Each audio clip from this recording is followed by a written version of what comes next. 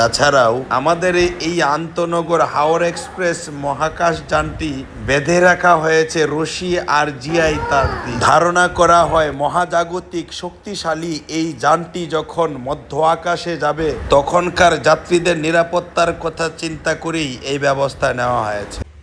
আমাদের একমাত্র আন্তনগর মহাকাশ স্টেশনে মহাকাজে ব্যবহৃত এই একমাত্র বাথরুমটি ময়লা জীর্ণ শীর্ণভাবে পড়ে আছে, কিন্তু নিয়ম অনুযায়ী ঢাকা থেকে মোহনগঞ্জ মহাস্টেশনে অবতরণের পরপরই এই মহাযন্ত্রগুলার মহাকাজে নিয়োজিত মহামান্য কিছু লোক থাকে। তাদের এটা পরিষ্কার করার কথা থাকলেও নিজেরা তো পরিষ্কার করেইনি, বরং এখানের পানির ব্যবস্থাও রাখা হয়নি। এমন একটা পরিস্থিতিতে আমাদের মোহনগঞ্জে মহাকাশ স্টেশনে এই গাড়িগুলো আসার পরে যারা পরিষ্কারের কাজে নিয়োজিত থাকেন তাদের দৃষ্টি আকর্ষণ করছি, তাদেরকে পরিচালনাকারী মহাজাগতিক শক্তিধর সেই লোকগুলার দৃষ্টি আকর্ষণ করছি, যাহাতে করে এই বাথরুমগুলা স্টেশনে অবস্থানকালীন সময়ে পরিষ্কার করা হয়। তাছাড়াও আমাদের এই আন্তনগর হাওড় এক্সপ্রেস মহাকাশ যানটি বেঁধে রাখা হয়েছে রশি আর জিআই তার দিয়ে। ধারণা করা হয় মহাজাগতিক শক্তিশালী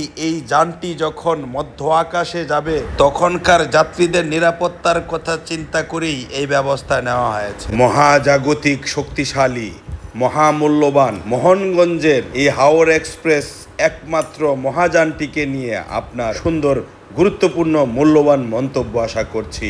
ধন্যবাদ সকলকে।